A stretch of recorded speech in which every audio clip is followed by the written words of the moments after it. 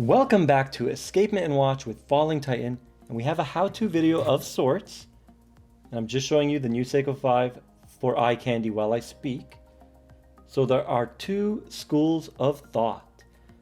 The first school of thought says, whatever your dominant hand is, you wear your watch on the opposite hand. Now, why is that? Two reasons. The first school of thought believes your dominant hand will do more during the day and have more risk of being damaged. So let's say you're changing the oil and you're using a wrench. You're going to use your dominant hand to crank it. And if it slips, your watch is damaged. If it's on your non-dominant hand, it is less likely to get damaged. That's one of the first schools of thought and one of the main reasons. Another reason is most people in the world are right-handed. I don't know the demographics, but I believe it's 90%. Correct me down in the comments because I'm curious. And most watches have a crown on the right side of the watch. Now, Tudor and a couple of other brands like Zinn make left-hand drive watches. The Palagos LHD is a left-hand drive and the crown is on this side. Now, why does that matter? That's the second school of thought. You have to use the crown. And now, let's say I'm in the woods and I have my Alpinist and I actually need the compass. I'm a woodsman and I'm enjoying the woods, but I'm a little bit lost and I know I need to travel north to find the highway. I need to use the compass. Now, I have to go around it now. Instead of,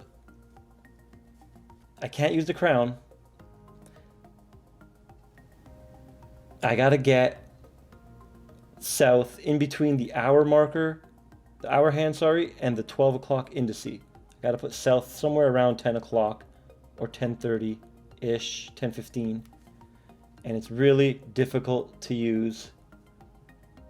And if I needed to use the 3 o'clock crown, especially on this watch, it's a screw down crown, that's going to be impossible. So right away you can tell I can't use the crown, I can't use the functions of this special tool watch on my dominant arm. I'm right-handed. But if it was on my left, I could manipulate the crown easily and check the direction of the sun and I will be fine. So that is the second school of thought. Your dominant hand is more dexterous generally, unless you're ambidextrous, and you can adjust the crown easily and no need to take your watch off. So it makes sense. Now if you're left-handed, your left hand, you're gonna wear it on your right, and your left hand is going to be more dexterous, so you're going to need a left-hand drive watch. And you can use the crown easily. So Alpinist is a perfect example because it has a 4 o'clock crown and a 3 o'clock crown. 4 o'clock is going to be easier to hit, 3 o'clock a lot more difficult, but overall, I believe in the second school of thought more than the first one, where you need your dominant hand to control the crown. That should be the main concern. Your dominant hand to control the crown. Much easier. Now, there is an exception, and he's sitting right over there, and he's beautiful. And let's check him out. Let me just take out the white Alpinist.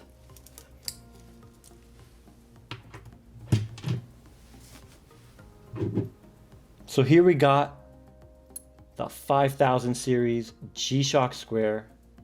A little bit of dust, let me get that. It's a stunning watch. I love looking at this blue. Now there's gonna be a video review on this watch coming up soon.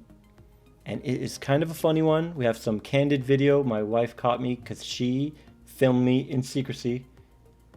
And she surprised me with this watch. So please excuse my girlish scream when you watch this video. I filmed it a long time ago, but it still isn't uploaded. But yeah, so let's try this watch on.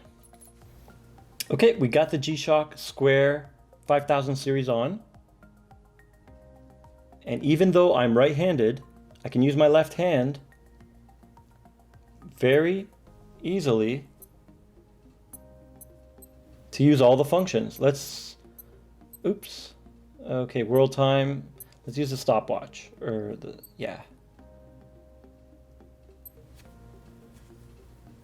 then we'll reset. No problems. And even with these terrible gloves, it's doing great. So, exception to the rule, G-Shock squares can be worn on any wrist quite easily. And that is the one exception. So overall, you wear your watch on your non-dominant hand to protect your watch from the daily dominant hand duties, and also so your dominant hand is free to manipulate the crown, and that's how it's supposed to be. And I hope you enjoyed this simple video. Let me know down in the comments, and please like, share, and subscribe, and I'll see you in the next one.